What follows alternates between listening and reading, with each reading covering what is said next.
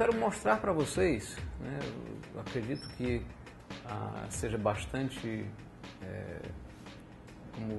usando um anglicismo straightforward, né, bastante direto, sair da discussão que eu vou mostrar de clima, mudanças climáticas e seus impactos para uma conclusão muito séria. A conclusão de que nós precisamos abandonar e muito rapidamente o uso de combustíveis fósseis em escala planetária, né? Pois bem, primeiro objetivo nosso aqui vai ser despoluir o ambiente de informação. É possível que muitos de vocês ainda pensem que exista debate dentro da comunidade científica no que diz respeito às mudanças climáticas e ao papel antrópico sobre essas mudanças. Eu quero deixar uma coisa bem clara para vocês. Não há esse debate. Há um falso debate apropriado e construído por parte da mídia e por um setor, evidentemente, extremamente minoritário da comunidade acadêmica, mas que, sinceramente, perdeu toda e qualquer ligação mais elementar com o mais fundamental do método científico. Em que consiste o método científico? O método científico consiste, essencialmente, numa ferramenta para a busca da realidade objetiva, para a aproximação da verdade. Nós sabemos, evidentemente, que existe uma realidade objetiva, uma realidade independente das nossas consciências. Sabemos que o conhecimento humano é eminentemente limitado, que nossas verdades são sempre incompletas, provisórias, mas uma coisa é preciso que se diga, que o nosso conhecimento também é cumulativo. Nós não, ao descobrirmos o bóson de Higgs, nós não esquecemos a relatividade especial de Einstein. Ao se descobrir como é que os organismos se reproduzem através de uma molécula, uma macromolécula autorreplicante chamada DNA, nós não desaprendemos a caracterização mais básica da fisiologia animal por conta disso. Não, nosso conhecimento é cumulativo. E é preciso que se diga muito claramente, não existe, de fato, uma teoria científica alternativa à colocada pela ciência do clima para explicar as transformações observadas ocorridas. Na realidade, ter dúvidas, fazer questionamentos, isso é absolutamente legítimo e mais, é necessário, porque a ciência avança com base no pensamento crítico. Mas ignorar evidências, isso não é ceticismo, isso é negacionismo, isso é outra coisa e isso é profundamente nocivo. Isso estabelece confusão, isso gera desinformação e isso, pior de tudo, isso paralisa a sociedade para tomar ações. Então, a primeira coisa realmente que eu quero de vocês é limpar esse meio de campo. Não há polêmica. Pelo contrário, há consenso. O sistema climático está aquecendo, o que evidentemente é muito claro a partir da elevação recente das temperaturas superficiais. O que eu mostro agora são temperaturas medidas em estações meteorológicas espalhadas pelo mundo desde o final do século XIX, que atestam evidentemente, de forma muito clara, uma tendência ao aquecimento geral do sistema climático, particularmente na segunda metade do século XX. Obviamente, alguém poderia levantar uma hipótese de maneira legítima de que isso fosse, na verdade, objeto de um ciclo natural de frequência baixa, de um período longo. O que é que investigações seguintes mostraram? Esse gráfico agora, ele pega não apenas os últimos 133 anos, mas ele pega um milênio. Esse gráfico ele, foi mostrado já no quarto relatório do painel intergovernamental sobre mudanças climáticas, quarto relatório do IPCC, publicado em 2007, o quinto relatório deve iniciar a sua publicação já este ano. E aí, obviamente, como não havia termômetros no ano 1000, o que é que está servindo aí como substituto da temperatura? Essencialmente, medidas alternativas ou testemunhos paleoclimáticos. Por exemplo, a espessura de anéis de árvores, ou a quantidade de deutério ou oxigênio 18 acumulado no gelo da Antártica. Né? Tudo isso são indicadores indiretos de como era a temperatura e ou como era a precipitação em períodos passados. O clima do passado pode ser reconstruído. E é interessante o seguinte, que essa figura mostra muito claramente, sim, que há variabilidade natural. É evidente que há variabilidade natural, há flutuações.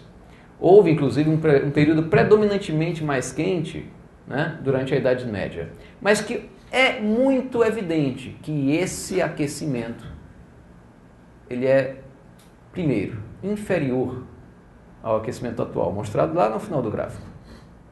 Em segundo lugar, que as variações, que a velocidade das mudanças que nós estamos assistindo, mostradas lá no finalzinho do gráfico pela escalada de temperatura quase na vertical, são hoje muito mais rápidas do que qualquer transformação verificada no último milênio. Mas, detalhe, isso aí são vários estudos independentes. Cada gráfico desse é um estudo independente. Então são múltiplas fontes de evidência, são múltiplos trabalhos que, independentemente um do outro, chegam à mesma conclusão. Sim, o planeta está aquecendo, sim, isso é anômalo em comparação com o verificado, não só nos últimos 1000 anos, mas vejamos o que é que acontece quando a gente vai para 10.000 anos. Isso aí foi já de um artigo bastante recente, publicado já este ano, que se baseia em reconstruções, recuperações de informação de temperatura média global ao longo do Holoceno, ou seja, os últimos 10.000 anos após a saída da última era glacial. Na verdade, aliás, a saída da última era glacial já aparece no comecinho aqui do gráfico. Tá? E vejam que isso, do ponto de vista dos padrões geológicos da Terra, a saída de uma era glacial é uma mudança abrupta, é uma mudança brusca, é uma mudança dramática. E comparem a velocidade em que a mudança de temperatura se dava nesse período, na saída da última era glacial, e a velocidade das transformações modernas verificadas no começo, na outra extremidade do gráfico. Isso não é de se espantar. Por quê? Porque, na realidade, hoje em dia, nós vamos falar mais disso, a mudança no balanço radiativo, no balanço de radiação do planeta, clima da Terra, um parênteses, né, um par de parênteses agora, ele é equilibrado. Por quê? Porque a quantidade de radiação solar que entra, a princípio deveria ser igual à quantidade de radiação infravermelho que sai. A luz que entra deveria ser igual ao calor que sai. E ao interferirmos na composição química da atmosfera terrestre, nós modificamos a capacidade física que essa atmosfera tem de reter calor. A lógica é bastante simples. Eu, aliás, considero o negacionismo climático algo mais obscurantista do que o criacionismo. Para mim, é algo comparável ao geocentrismo. Bom, na realidade, então, o que é que nós temos? Não é de se espantar, porque a quantidade de gases de efeito estufa lançadas na atmosfera pelas atividades humanas nos levou a uma atmosfera cuja diferença em relação à do período pré-industrial é maior do que a diferença na composição química da atmosfera entre o período pré-industrial e a última era do gelo. Mais ainda, a rapidez com que esse processo se deu é pelo menos 17 vezes maior. A mudança no balanço energético planetário é pelo menos 17 maior hoje, no presente, do que no momento de maior variação durante a saída da última era glacial. Bom, obviamente, né, alguém poderia dizer, ok, mas será que é apenas a superfície? Não. Na realidade, as mudanças globais, né, verificadas na forma de aquecimento da superfície, são corroboradas por uma série de outros processos. Um deles é a redução da criosfera. A criosfera terrestre, ou seja, o gelo, está diminuindo a olhos vistos em praticamente todas as suas componentes. Os grandes mantos de gelo continentais da Groenlândia, principalmente, mas também da Antártica. O gelo marinho, particularmente o gelo do Ártico, as geleiras, né, sobre cadeias montanhosas. O gelo contido no permafrost, solo congelado, todo ele, a soma dessa massa de gelo, vem diminuindo de maneira bastante acelerada. Particularmente o caso do Ártico, isso aqui são duas imagens de satélite, possível fazer esse monitoramento desde 1979. Nós, na verdade, quebramos o recorde anterior, que era 2007, no ano passado, 2012, durante os mínimos de verão. E percebam o seguinte, que, na realidade, a área coberta por gelo marinho no Ártico em 2007 era já aproximadamente metade apenas da área coberta por gelo em 1979. Em termos de volume, de massa do gelo, isso é ainda muito mais grave, porque o gelo não tem reduzido apenas em área, tem reduzido em espessura. E, na realidade, hoje em dia, em quilômetros cúbicos, nós temos apenas 1/5 do volume de gelo durante o mês de setembro, que é o período de volume mínimo, em 2012, do que em 1979. Foi reduzido a 1/5 do seu valor original em nada menos do que 33 anos. Mais do que isso, vocês podem dizer, mas a gente sabe que o gelo, né, obviamente, ele todo ano ele se amplia durante o período de inverno e depois, né, reduz a sua... Isso é óbvio. O que acontece, porém, e esse gráfico aqui é muito interessante porque ele mostra isso. Essas linhas aqui mais do final são agosto, setembro, outubro, tá? É o mínimo. A linha negra é o mínimo, setembro. As linhas de cima dessa espiral representam março, abril, que são os meses de máxima cobertura de gelo no Ártico. E se nós percorrermos o gráfico no sentido horário, nós temos de 79 para 2012. E o que é que acontece? O volume máximo do gelo hoje em dia, ele corresponde já a algo muito próximo ao volume mínimo de 79. Então, na realidade, sim, a criosfera tem perdido massa de uma maneira absolutamente vertiginosa. Mais do que isso, né, o nível dos oceanos vem se elevando. O que é natural de se esperar, dado que todo objeto se dilata ao se aquecer, né? Ou praticamente todo objeto. Isso aí são observações de elevação do nível do mar por várias fontes diferentes. O que é compatível com um oceano, isso aí é energia térmica contida nos oceanos. Né? O que se tornou possível monitorar graças a um poderoso conjunto de boias flutuantes, milhares de boias, né, percorrendo os oceanos globais, fazendo medições até 2.000 metros. E a quantidade de calor retida nesse sistema, obviamente, tem crescido de forma muito evidente. Sendo que, no caso, os oceanos são bem mais do que a superfície e bem mais do que a atmosfera, um reservatório fundamental de calor. Na verdade, a maior parte desse desequilíbrio energético entre a quantidade de radiação que entra no sistema climático terrestre e a radiação que sai, a maior parte desse desequilíbrio energético é energia armazenada hoje nos oceanos terrestres. Cerca de 93% desse desequilíbrio é energia armazenada nos oceanos. Quanto a isso, Alexandre, isso é pouco? Não, isso é muito. Na realidade, a quantidade de energia armazenada em um único dia pelo sistema climático terrestre em função desse desbalanço, vejam que ele é da ordem de 1,6 watts por metro quadrado. É o que a gente chama de forçante radiativa antrópica hoje em dia. Esse desequilíbrio está para a energia liberada por uma bomba atômica, como uma bomba que devastou Hiroshima. Vocês acham isso uma grande quantidade de energia? Mas pensem que o calor acumulado em um dia pelo sistema global terrestre está para a energia lançada na bomba atômica de Hiroshima, assim como o peso de um ser humano adulto está para o de uma pulga.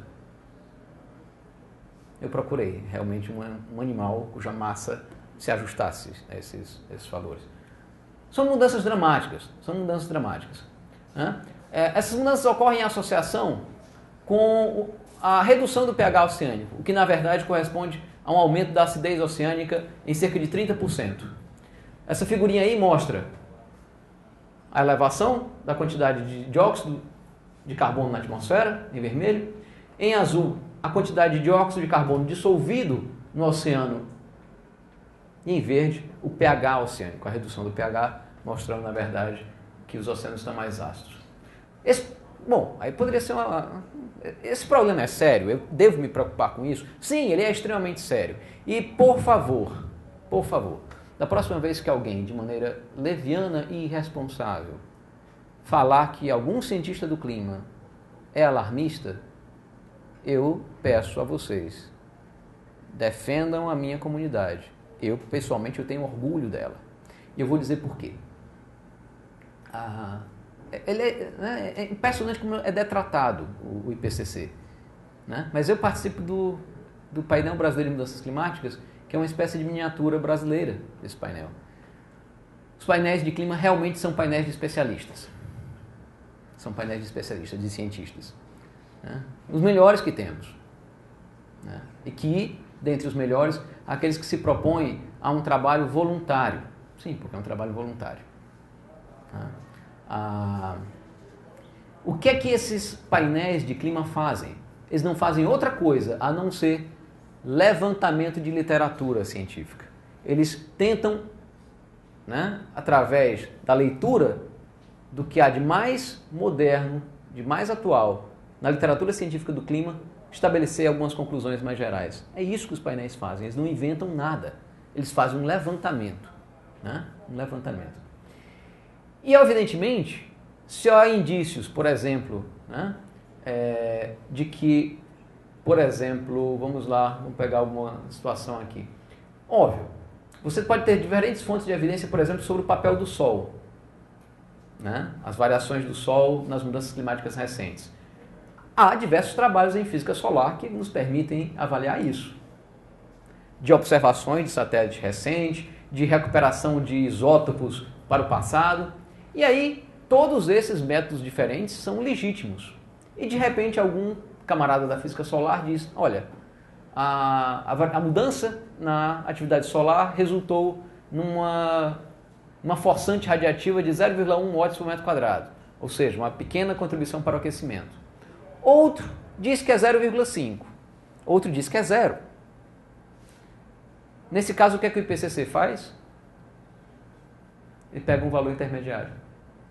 Por quê? Porque todas as estimativas são, do ponto de vista científico, legítimas. E nós não nos baseamos nos painéis em nenhuma estimativa, nem para mais nem para menos. Pegamos a estimativa do meio. Se elas são muito divergentes entre si, como no exemplo que eu citei, uma barra de erro relativamente grande é colocada. Se não, se elas são fortemente convergentes, uma barra de erro pequena. É isso que os painéis fazem, é esse levantamento. Né? E aí eu lanço um desafio. Encontrem outra área da ciência que tem o desprendimento de colocar os seus especialistas para sentarem juntos, compartilharem dados, compartilharem informações e elaborarem um compêndio conjunto. Eu quero ver o pessoal da física de materiais, com seus projetos comprometidos com empresas, abrir os seus laboratórios com senhas e se juntarem para nós discutirmos conjuntamente avanços futuros em termos de semicondutores e em termos de inovações úteis, né, para a informática, para o desenvolvimento de novos computadores. Quero ver o pessoal da indústria da farmacologia quebrar os grilhões em relação à indústria farmacêutica e ser capaz de se reunirem, discutirem os últimos avanços na bioquímica, nos testes, os avanços, veja só o que seria possível, os avanços da luta contra o câncer, compartilharem os seus dados, colocarem todas essas informações juntas e permitirem um avanço comum nessa ciência. Quero ver! Não, vocês só veem isso na ciência do clima. E aí é preciso ser muito claro, eu tenho um profundo orgulho da minha ciência, porque ela é eminentemente pública. Na verdade, em termos da postura e da capacidade de geração de uma ciência comum para a humanidade, nós estamos na vanguarda e não é possível aceitar mais as ofensas dos detratores da ciência do clima. Aqueles que com base, né, em teorias de conspiração lançam ataques levianos a essa comunidade. Não. Nós dizemos não e não é possível admitir. E nós temos a verdade objetiva do nosso lado. Na realidade, não existe prova maior de que nós não somos exagerados ou alarmistas do que a própria realidade. As projeções de temperatura, em geral, têm se confirmado. Mas outras projeções dos modelos que o IPCC utiliza nas suas análises têm se mostrado subestimadas. E aí eu vou mostrar dois exemplos rápidos. Um é o degelo do Ártico. Essa linha vermelha é a linha de observações de degelo. A linha preta é a estimativa média dos modelos. As linhas intermediárias aí representam 90% dos modelos. E as linhas mais finas, que são quase indetectáveis para quem está mais de longe, são modelos individuais. O que aconteceu, o grau de degelo de 2012 só era esperado pelo conjunto dos modelos do IPCC para o ano de 2060. E o modelo mais, entre aspas, pessimista, porque modelo não tem juízo de valor, mas o modelo que apontava para o degelo mais rápido projetava o grau de degelo de 2012 apenas para o 2035. Na verdade, se houve erro do IPCC, foi para menos. Se houve erro do IPCC quanto à elevação do nível do mar, foi para menos. Novamente, medidas de marégrafos, medidas de satélite em azul, projeções do IPCC na faixa cinza. Somente o modelo, que obviamente algum negacionista iria chamar. Será possível acusar um modelo que o modelo é catastrofista? Que o modelo é exagerado? Que o modelo é pessimista? Eu acho que não é possível atribuir isso a um modelo ou a um termômetro. Apenas o modelo que projetou a maior elevação do nível do mar, aspas, acertou. Né? A média dos modelos, na verdade, andou longe, subestimou bastante a elevação do nível do mar nos últimos anos. Né? E, evidentemente, isso é muito sério. Antes de eu passar para a discussão desse próximo slide, eu queria só pincelar algo que eu falei, né, em relação ao que eu falei agora. Como eu disse, dúvidas, questionamentos, isso é mais do que saudável, isso é necessário, é isso que faz a ciência andar para frente. Mas negar evidências, não. Negar evidências nos atrasa. E todas as evidências são muito claras. São medidas de estações meteorológicas, são medidas de satélites, são medidas indiretas a partir de testemunhos paleoclimáticos. São informações geradas por modelos climáticos. Todas as evidências apontam numa única direção e sentido. Que é muito claro. O sistema está aquecendo e a causa é antrópica. E o processo é, sim, bastante sério. O que eu estou mostrando aqui, nesse gráfico, são projeções, aí já são projeções de modelos climáticos, elevação do CO2 atmosférico, redução do pH oceânico, e aqui, no Oceano Sul, que é o oceano que circunda a Antártica, para o qual esse processo de acidificação é mais crítico, a comparação, né, das projeções com a saturação para a aragonita. Para quem, talvez traduzindo, aragonita é uma das formas de carbonato de cálcio e é a principal forma de carbonato de cálcio que dá origem às conchas de moluscos. O que acontece, no entanto, é o seguinte, é que a minha visão de físico, eu sei que tem mais físicos aqui na plateia, ela às vezes não é capaz de dar resposta à gravidade do problema, porque eu analisava esse gráfico e realmente me chamava a atenção ser muito grave que antes de 2060, no pior cenário, no cenário de emissões mais pesadas, o Oceano Sul atingia a saturação com respeito à aragonita. Isso significa que qualquer molécula de CO2 a mais dissolvida no oceano o torna capaz de dissolver uma concha. Não apenas as conchas seriam incapazes de se formar, mas a partir desse ponto aqui, dessa linha tracejada para baixo, as conchas se dissolvem, se colocadas no mar com esse pH. E aí, me chamaram a atenção, Alexandre, na verdade isso é mais grave do que você está pensando. Mas por quê? Pelo seguinte, a gente sabe que monóxido de carbono, HCN, são gases letais a um ser humano e que exposto a uma dose, a uma concentração elevada desses gases, a gente vem a óbito imediatamente. Mas imagine o que é que acontece se ao invés de ser sujeito a uma dose letal, nós todo dia formos sujeitos a uma dose subletal de um gás venenoso. O que é que vai acontecer? Você vai ficar doente, Seus órgãos, pulmões, fígado, rins vão ter dificuldade em processar aquele material tóxico. Você vai ficar debilitado. O seu sistema imunológico provavelmente vai entrar em declínio. E você fatalmente vai morrer mais cedo do que iria, por outros motivos. Isso aqui não é nenhum modelo, isso aqui não é nenhuma animação em 3D. Isso aqui é uma concha. Isso aqui é uma microfotografia de molusco, de um pequeno molusco, que habita o Oceano Sul. Publicação, né? Agora me falou a memória, se é na Science ou na Nature, no final do ano passado.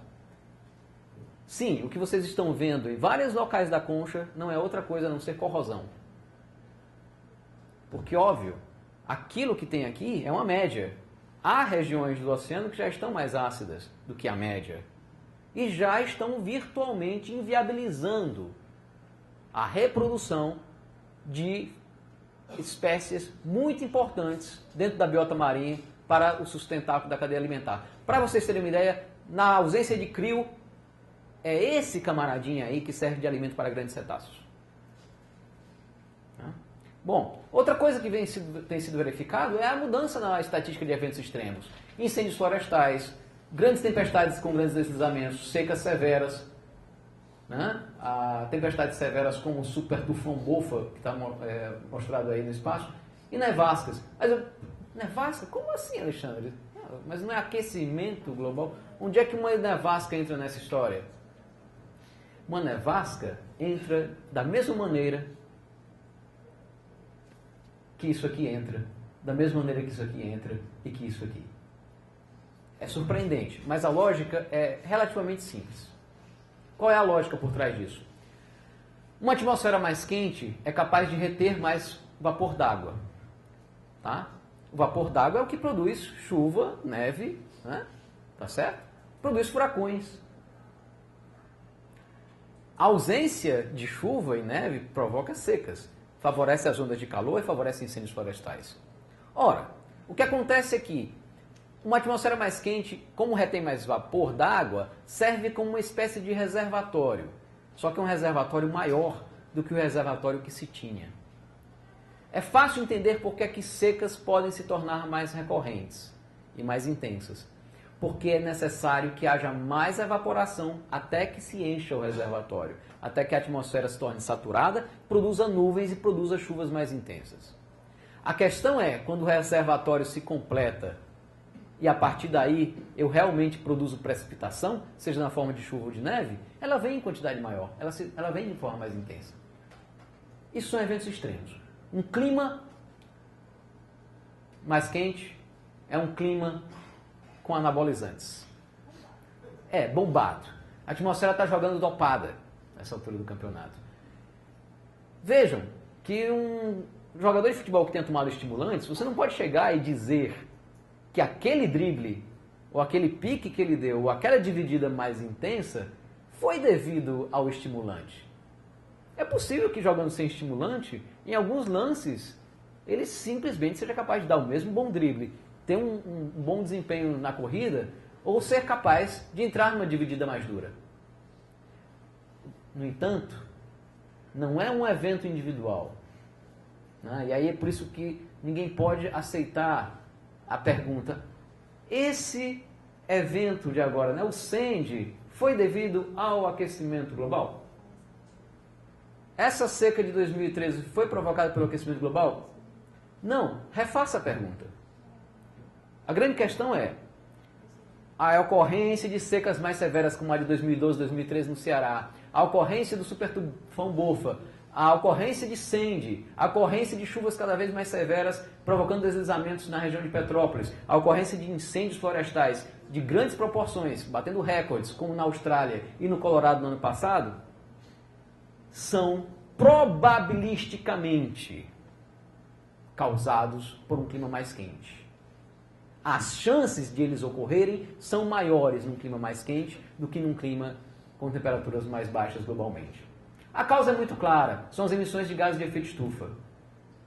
Outro mito que é terrível, porque ele abusa do não conhecimento de alguns aspectos básicos da química e da física da atmosfera. E é por isso que nós precisamos, né, passar essa palavra adiante.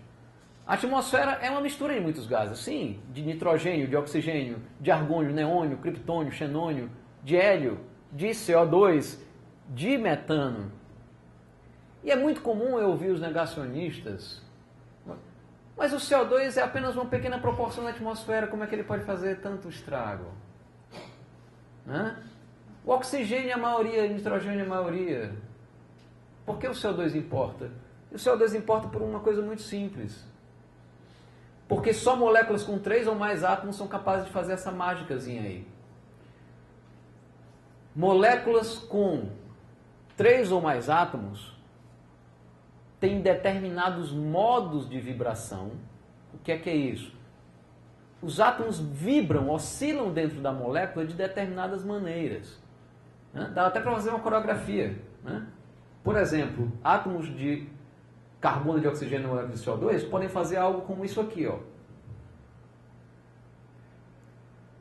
Podem fazer isso também.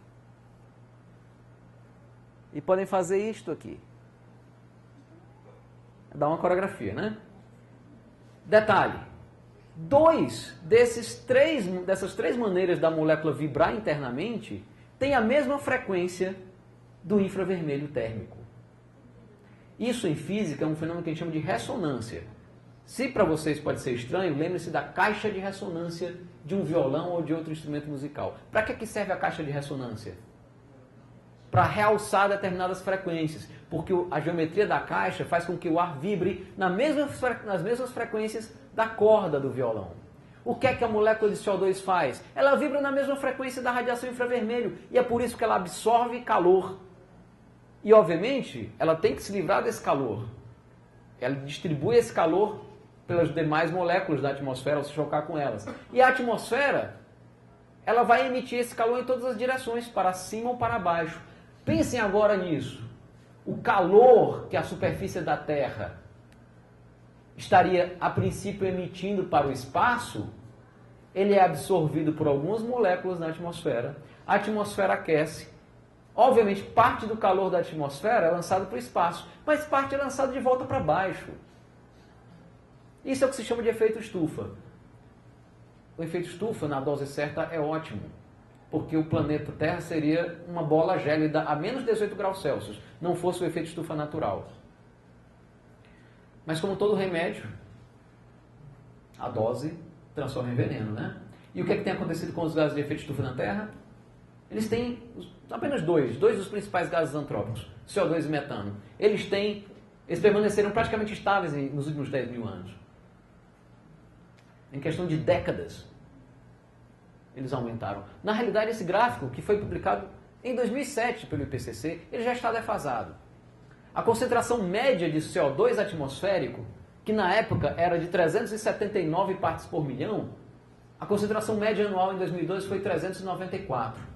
E em maio, que é o mês, obviamente, em que se atingem concentrações maiores, por conta do ciclo de vegetação do hemisfério norte, em maio nós já tivemos vários dias com essa concentração acima de 400 partes por milhão. Isso realmente é incrível. O ritmo imposto pela humanidade na modificação da composição química da atmosfera terrestre é realmente algo fora de proporção. E como é que nós verificamos isso? Nós verificamos isso porque nós temos boas informações sobre o passado. Gás preso na forma de bolhas no interior do gelo da Antártica, em colunas de gelo que podem ser retiradas de lá e que tem 3 quilômetros de comprimento, porque essa é a profundidade da camada de gelo da Antártica. Tem gelo com uma idade de 800 mil anos. E é possível, portanto, a gente saber qual a composição química da atmosfera há 800 mil anos atrás. Qual era? Nos últimos 800 mil anos ela mudou. Sim, mudou. O sistema climático é dinâmico. Isso é uma obviedade. Agora, é preciso que nós tenhamos também clareza. De novo, isso é um sofisma. O clima já mudou, mas isso é óbvio. O clima responde a qualquer forçante externo. Seja mudanças na atividade solar, seja mudanças na atividade vulcânica, seja mudança na distribuição de continentes, seja mudança na composição química da atmosfera por meio de gases lançados pelo homem. O clima da Terra é sensível e ele mudou. As concentrações de gases oscilaram entre valores de 180 partes por milhão, nos mínimos de algumas eras glaciais, até tocar 300 partes por milhão em um único interglacial. Nós sempre tivemos o CO2 atmosférico entre esses dois valores, nos últimos 800 mil anos. E é quase certo que por um período bem maior, vamos já falar disso. Mas o fato é, Hoje, isso aqui é porque na realidade a escala ainda está abaixo, tá? Aqui é 340. É porque só tem gás aprisionado no gelo da Antártica até com essa concentração. Porque leva algumas décadas para a neve depositada compactar o gelo sobre ela e selar completamente as bolhas. Só tem gelo com 340 partes por milhão. Se nós colocássemos os atuais 400 partes por milhão, nós iríamos para uma escala dessa ordem aqui, ó, pertinho do O. Isso é muito fora da proporção de tudo que se viu nos últimos 800 mil anos. Na realidade, isso é muito fora da proporção do que se viu. Aqui é 400. Pelo menos em 3 milhões de anos. Mais provável que em 4 milhões de anos. Detalhe, se nós olharmos bem, 400 partes por milhão, e subirmos aqui em cima, né, essa parte de cima aqui do gráfico, onde ela mostra a presença ou não de calotas polares, a gente vai ver o seguinte, que não havia calota polar estável no Ártico com concentrações de CO2 acima de 400 partes por milhão. E é por isso que a calota do Ártico está se desmanchando a olhos vistos. Ela não é compatível com essa quantidade de moléculas que retém calor na atmosfera. É simples assim. Por que é tão difícil para as pessoas entenderem conceitos físicos básicos? Ou será, na verdade, por que alguns não têm honestidade intelectual para simplesmente aceitar as evidências, para aceitar uma realidade objetiva? Vejam, acima de 500 partes por milhão, não há calota na Antártica. Vocês querem saber o que é que isso significa? A Groenlândia, o manto da Groenlândia em derretendo são 7 metros de elevação do nível do mar. O manto da Antártica são 64. Nós estamos brincando com algo muito perigoso, isso. Coletivamente, a humanidade se comporta como uma criança birrenta. Óbvio, o clima do passado, mas aqui nós estamos falando de 50, 60 milhões de anos, teve sim concentrações de CO2 bem mais altas, de mais de 1000 ppm, aproximando até 2000 ppm.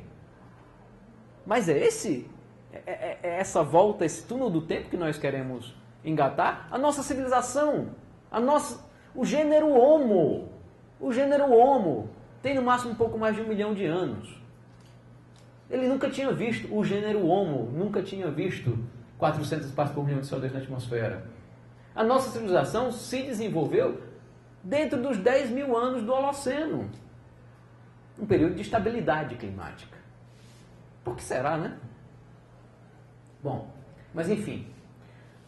Há dúvidas, alguém ainda poderia, eu já ouvi esse questionamento, mas será que não é natural? Esse aumento dessa concentração desses gases não seria natural? Não, não é natural. Como é que você sabe disso, Alexandre? A resposta está nos isótopos de carbono. Eu tenho 3 átomos de carbono, 3 tipos de átomos de carbono. Carbono 12, que é o mais abundante e o mais leve, tem 6 prótons e 6 nêutrons. Carbono 13 tem um nêutron a mais, que também é estável. E o carbono 14, que é famoso por ser radioativo, tem uma meia-vida de cerca de 6 mil anos, o que significa que a cada 6 mil anos, metade daquele conjunto de átomos de carbono 14 decai. O importante é, seres vivos como nós, estamos participando ativamente do ciclo de carbono. Nós comemos plantas que por fotossíntese sequestram carbono da atmosfera, que é atingida por raios cósmicos e que, é por isso, né, a radiação ionizante produz carbono 14. Então nós temos carbono 14 nos nossos corpos. Ao morrermos, as nossas estruturas de carbono vão perdendo a cada 6 mil anos metade dos átomos de carbono 14 e é por isso que é possível datar as coisas. É um relógio. É um relógio. Se perdeu metade dos átomos, tem 6 mil anos. Se perdeu se está só com um quarto, tem 12 mil anos, né? Metade da metade. E assim por diante. É fácil fazer isso. Combustíveis fósseis. Tem pouco carbono 13. Exatamente como as plantas. E sabem por quê? Pelo seguinte, as plantas, elas quando vão fixar o carbono, fazer fotossíntese, os gases passam por uma estrutura muito fininha. Tipo uma célula de um lado, uma célula do outro. É um buraquinho chamado estômago. E ao se difundirem nesse buraquinho, obviamente os átomos de carbono, as moléculas com átomos de carbono 12, andam mais rápido que as de carbono 13. E chegam lá dentro da célula primeiro. E são elas que os cloroplastos vão pegar para fazer fotossíntese. Ou seja, madeira, folha, fruto, tudo tem menos carbono 13 do que a atmosfera em proporção. Os combustíveis fósseis têm exatamente a mesma identidade, a mesma assinatura, a mesma proporção de carbono 13 para 12. Ainda resta a dúvida. Pode ser matéria viva, ou então matéria que foi viva. A dúvida é tirada quando? Quando a gente vai para o carbono 14. Combustíveis fósseis, a maioria deles foi formada no Carbonífero, há mais de 200 milhões de anos atrás. Ora, quantos períodos de 6 mil anos tem dentro de 200 milhões? 33.333. Se a cada período desse a quantidade de átomos de carbono 14 cai pela metade, quantos átomos de carbono 14 sobraram no petróleo, no carvão e no gás natural? Nenhum. Na hora que se queima um material que é pobre em carbono 13 e tem zero carbono 14, eu sei muito bem o que é que vai dar na mistura, quando eu misturar com o CO2 atmosférico. E os dados são muito claros, a quantidade, a proporção de carbono 13 e de carbono 14 na atmosfera vem caindo exatamente como se espera. Sabe como é que é? O equivalente a você... o sujeito tem um motivo, foi feito o exame de balística, a gente descobriu que a arma era aquela mesma, e tinha impressão digital? Tá aí a impressão digital. Né? O que é que está esperando para prender esse sujeito? Né? Qualquer tribunal já teria baixado a sentença. Prende esse cara. Nem que seja para analisar melhor, mas já teria prendido de forma preventiva. Não. Os combustíveis fósseis continuam à solta. Né? Na verdade, deveriam permanecer presos onde estão.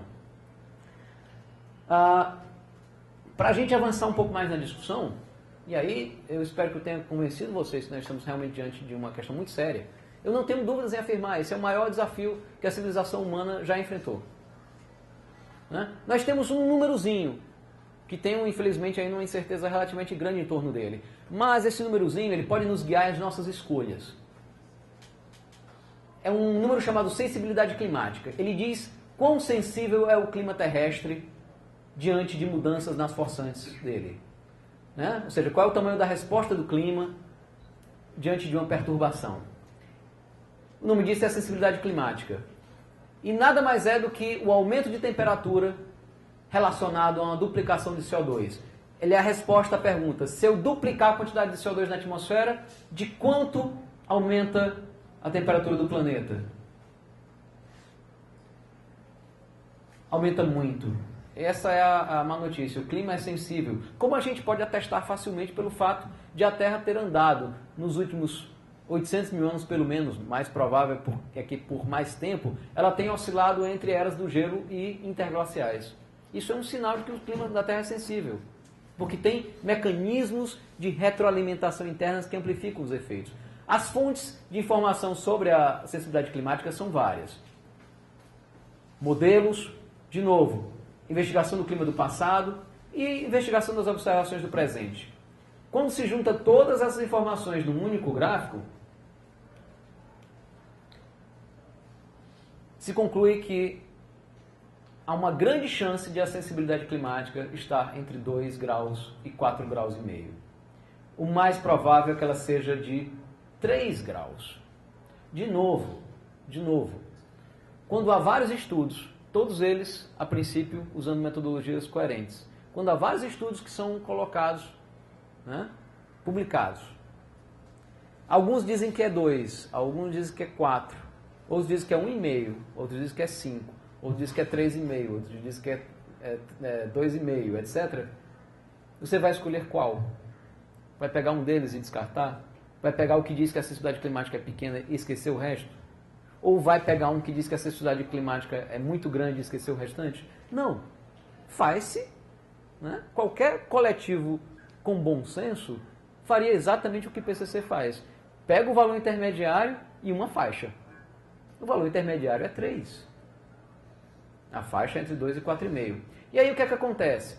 Isso aí nos permite, é um gráfico que permitiria qualquer governante sensato fazer escolhas. Se nós tivéssemos uma governança mundial, nós teríamos, é isso mesmo, negadores, eu quero uma governança mundial, eu quero o conjunto da sociedade humana debatendo o seu destino em comum. Tem uma musiquinha, né, Imagine, que fala um pouco sobre isso, né? No more countries, no more religion, nada do que nos divida. Tá certo? Não, eu quero exatamente que a humanidade toda discuta, tenha o direito de debater democraticamente sobre o seu destino. Isso aqui ajudaria. Concentração de CO2 atmosférico aqui no eixo do X. Mudança de temperatura global no eixo Y. 275 partes por milhão era a quantidade de CO2 que havia no período pré-industrial.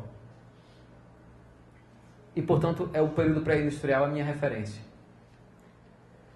Se nós quiséssemos, né, nós deveríamos ter feito isso, optar por um planeta 1 grau mais quente apenas do que o clima pré-industrial, ainda assim isso não é livre de impactos, nós já estamos com 0,8 graus acima, tá? Só um esclarecimento. Alguém pode dizer, peraí, Alexandre, você disse que 350 partes por milhão equivale a um aquecimento de 1 grau? Como é que nós já estamos beirando os 400 e nós ainda estamos em 0,8? Pelo seguinte, porque nenhuma panela de água ferve assim que você liga o fogo. Leva um tempinho para chegar no equilíbrio, né? Isso aí é a sensibilidade climática de equilíbrio. Se nós tivéssemos parado de lançar CO2 e este tivesse se estabilizado em 350 partes por milhão, valor que foi ultrapassado em 88, se nós tivéssemos feito isso, nós ainda teríamos que esperar os últimos 0,2 graus de aquecimento chegarem. Isso é uma coisa que é preciso ter em mente. O CO2 que nós lançamos hoje, ele ainda vai permanecer na atmosfera aquecendo o planeta por algum tempo. Tá? Então, bom, se nós tivéssemos tido juízo e parado em 350, nós deveríamos esperar, ainda assim, com 1 grau mais quente, um aumento do risco de incêndio florestal, um aumento do dano causado por tempestades na região costeira, branqueamento de corais, sim, o de baixo é um coral doente, o de cima é um coral saudável, extinção de determinadas espécies de anfíbios e répteis, 1 grau a mais, todo mundo vira mulher, né? Aumento da probabilidade de eventos severos como chuva extrema, e, ei, pera um pouquinho, mas isso aqui é tudo que a gente já está vendo, porque nós estamos muito próximos de 1 grau. Esses impactos nós já são observados, né? Já são documentados. Ok? Tem uma faixa na realidade aqui. Veja, todos vocês, né? Na verdade, não se baseiam, quando você está diante de algo perigoso, no meio da probabilidade, não. Você tenta evitar ao máximo. Você é cauteloso. Aposto que o seu carro tem seguro, Edson. Aposto que várias pessoas aqui têm pelo menos alguma espécie de plano de saúde. Você sabe que você não vai bater o carro todo dia. Você sabe que você não fica doente todo dia. É um evento raro. Mas ainda assim você é cauteloso, você trabalha no limite. Para sermos cautelosos, nós deveríamos ter parado o CO2 em 320. Para sermos realmente, termos mostrado responsabilidade para com as futuras gerações. Mas tudo bem, 350 seria um bom número. Mas 350 nós passamos. Em Copenhague, mesmo com os protestos dos países insulares que insistiram que nós deveríamos ter políticas para retornarmos às concentrações de CO2 a 350, os países ricos disseram não. Vamos concordar que nós devemos evitar um aquecimento de 2 graus. Ok. Com 2 graus, que é o que nós temos aqui, 2 graus, o que é que se espera? Redução da disponibilidade hídrica e aumento de secas em regiões de altitudes mais elevadas e em regiões semiáridas. Branqueamento da maioria dos corais, não apenas de alguns. Mudança na produtividade de alguns cereais, ok. Em algumas regiões tipo o norte do Canadá ou Rússia, aumenta a produtividade, mas em boa parte do globo essa produtividade diminui. Aumento da morbidez e mortandade devido a secas, ondas de calor, etc. Aumento da população e risco de enchentes costeiras e mudança na distribuição espacial de vetores causadores de doença. Ok, o mosquito da dengue gosta de calor, por exemplo, tá? Isso aí é com 2 graus. E 2 graus é o que se espera que seja o equilíbrio atingido com uma concentração de CO2 abaixo de 450 partes por milhão, em torno de 440. Na verdade, nós não devemos deixar, em hipótese alguma, o CO2 ultrapassar isso daí. Acontece o seguinte: nós tínhamos 350 em 1988, chegamos a 400 em 2013, e significa o quê?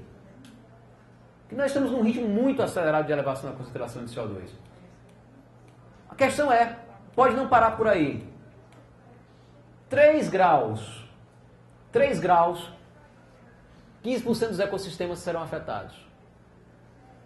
Uma proporção enorme das espécies vivas pode entrar em risco de extinção e a biota terrestre pode perder sua capacidade de sequestrar CO2. Sim, a situação só não é mais grave, porque de cada 100 moléculas de CO2 lançadas na atmosfera, 60 são retiradas pela natureza. Boa parte pelos oceanos, uma parte considerável pela biota terrestre, pelas florestas. Né? Com um certo grau de elevação de temperatura, ela perde a capacidade fisiológica de fazer esse sequestro de CO2 natural. Mortandade generalizada de corais, acidificação dos oceanos em grande escala e comprometimento de longo prazo com a elevação dos níveis dos mares. Isso aí é o Brasil sem Antártica, sem Groenlândia. Tá? Essa é a América do Sul, nessas condições. E, obviamente, uma intensificação ainda maior dos eventos extremos de precipitação. Essa é a faixa. Essa é a faixa para 3 graus. Eu não gostaria de ter um planeta 3 graus mais quente, muito menos um planeta 5 graus mais quente, que seria o que aconteceria muito provavelmente se chegássemos a 900 partes por milhão de CO2. Aí nós, na verdade, teríamos um planeta irreconhecível, chegando a competir com as grandes extinções geológicas, provavelmente perdendo pelo menos uma parcela significativa da Amazônia e tendo mudanças irreversíveis em vários processos da criosfera e da circulação oceânica. Né? É outro planeta, literalmente outro planeta. A grande questão é a seguinte: a fonte são os combustíveis fósseis, não há como negar. E algumas contas são fáceis de ser feitas. A cada 2,12 bilhões de toneladas de carbono fóssil que eu queimo, eu acrescento 1 parte por milhão de CO2 na atmosfera. Eu sei quanto tem de carbono no barril de petróleo. Usando a média anual de 2012, faltariam 56 partes por milhão de CO2 para 450, que a gente já viu que é perigoso. Então faltariam 119 bilhões de toneladas de carbono. Admitindo que a biota terrestre e os oceanos serão capazes de sequestrar carbono como fazem hoje, chega-se à conclusão que só se pode emitir cerca de 300 bilhões de toneladas. Alguns outros cientistas têm alguns cálculos um pouco diferentes, alguns chegam em valores um pouco maiores, 400 ou 500. O mais maior que eu vi foi 565. De qualquer forma, o que acontece é, se nós podemos queimar 300 ou 500 bilhões de toneladas de carbono, isso já é menor do que o que as grandes empresas de combustíveis fósseis contam como ativo nas suas companhias. Elas detêm mais de 700. É mais do que as reservas certificadas, que são 2,8 trilhões de toneladas de carbono. E estima-se, isso é um número realmente assustador. E para todos os efeitos, quando o número é muito grande, nós em física dizemos que ele é infinito. Então não falem por aí que o petróleo é finito. Não. Para fins humanos, o petróleo é infinito, infelizmente. Antes que nós usemos todo o petróleo, o carvão e gás natural, nós já teremos sucumbido enquanto espécie há muito tempo. Nós e grande parte das outras espécies que conosco dividem esse ambiente. Óbvio, não estou preocupado com bactéria. Bactéria tem sendo capaz de viver em qualquer condição. Em águas de 70 graus vivem bactérias. Elas não se incomodam com isso. Elas já dominam o planeta mesmo, nós temos apenas essa ilusão. Mas enfim, eu não gostaria de perder essa nossa ilusão, entende? Queimar isso tudo, queimar os 12 trilhões de toneladas de carbono fóssil que existem, poderia levar a nossa atmosfera a conter mais do dobro da quantidade máxima de CO2 que ela já viu. E, portanto, levar o clima a uma temperatura mais alta do que a maior já vista desde que existe vida sobre esse planeta. Ou pelo menos vida macroscópica. A extinção do Permiano Triássico seria, na verdade, né, teria um valor de temperatura bem menor do que seria capaz de ser atingido pelo sistema climático com a elevação das concentrações de CO2 desse nível. O grande problema é o termostato do planeta está nas mãos de uma plutocracia. É uma plutocracia. 6 das 10 maiores empresas em lucro são petroquímicas. 6 das 10 maiores em faturamento idem. Só a Shell é maior do que a Argentina, é maior que a Noruega. Se eu pegar 11 empresas de combustíveis fósseis e 2 automobilísticas, estão listadas aí, eu tenho mais do que o PIB da Alemanha. Essas empresas estão entrelaçadas com os bancos. Eles compartilham ações uns dos outros, compartilham diretores uns dos outros. O JP Morgan, por exemplo, tem assento tanto no Conselho Deliberativo da Chevron quanto da Exxon, as supostas concorrentes americanas. É uma piada. Essas companhias, elas têm, portanto, elas são donas de um arsenal capaz de levar o sistema climático à falência. Detalhe, não é apenas uma questão de controle de classe ou nacional. Não é uma questão apenas de nacionalizar o petróleo, de novo, de reestatizar o petróleo. Sim, o primeiro passo é preciso tirar o petróleo, o carvão e o gás natural da mão desses senhores. Esses monstros não podem ficar com o termostato do planeta nas mãos deles. Essa mensagem precisa ser muito clara. Mas, além disso, não existe CO2 de esquerda. Não é possível queimar os combustíveis fósseis a serviço dos trabalhadores. É preciso também colocar muito claramente um fim a essa ilusão. Mudar a sociedade implica em mudar o que é produzido. A nós não interessam armas. A nós não interessa a bancarrota do sistema climático, colocando as gerações de Bárbara, Arthur e as que vierem depois deles sob extremo risco. Não, isso não nos interessa. Infelizmente no Brasil, as nossas políticas estão marchando no sentido contrário. Após a quebra do monopólio da Petrobras, pelo menos eu confiaria mais numa Petrobras 100% pública, controlada pelos trabalhadores, com quem eu poderia dialogar. Companheiros petroleiros, vocês têm filhos. Prestem atenção na bomba sobre a qual vocês estão sentados. Eu teria bem mais capacidade de diálogo com eles do que com a senhora Graça Foster ou Rex Tillerson, CEO da Exxon. Na verdade, no Brasil, o Brasil andou pela contramão, tomou a contramão. Na verdade, usou a educação, inclusive, como um pseudo-argumento para a privatização do petróleo. É vergonhoso. Agora, 14 de maio, 30 bilhões de barris de petróleo foram a leilão. 30 bilhões de barris de petróleo foram a leilão 5 dias depois de batermos o recorde de 400 ppm. Isto é uma prova de absoluta irresponsabilidade. 400 ppm de CO2 na atmosfera deveria ser suficiente para qualquer governo minimamente sério de nacionalizar todo o petróleo em seu solo. Mas não. Foram 2 ppm a mais de CO2 que num único dia foram colocados nas mãos das companhias privadas.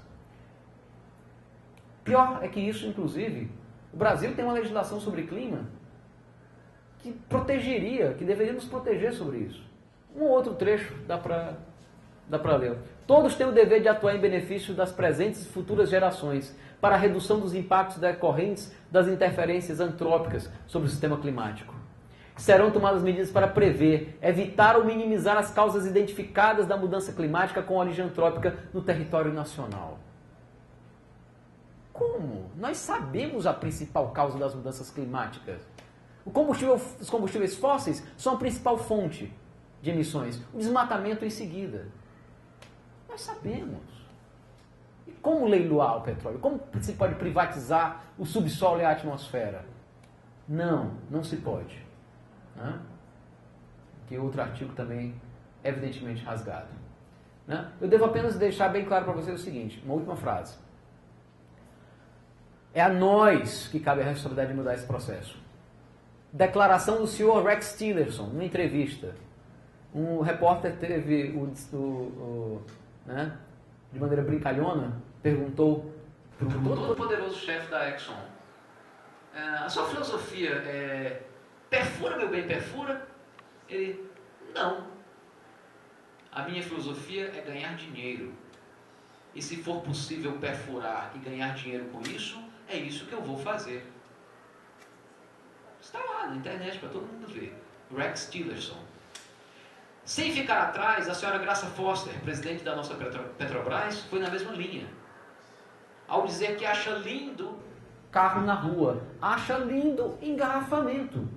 E por quê? Segundo ela, porque o negócio dela é vender combustível e ela está faturando. Não, nós não podemos aceitar que algo que comprometa tão seriamente o futuro permaneça em mãos tão irresponsáveis. Eu, na realidade, gostaria, portanto, que nós passássemos para a fase seguinte. Nós temos que chamar as pessoas e dizer claramente, não existe debate, existe consenso na comunidade científica. A gente sabe sim que o clima está mudando. Isso é grave. Isso é motivado por ações antrópicas. A causa é a queima de combustíveis fósseis. Nós precisamos parar de tanta conversa e irmos para a ação. Ou é isso, ou nós realmente estaremos cavando um abismo muito profundo para os que vierem depois de nós.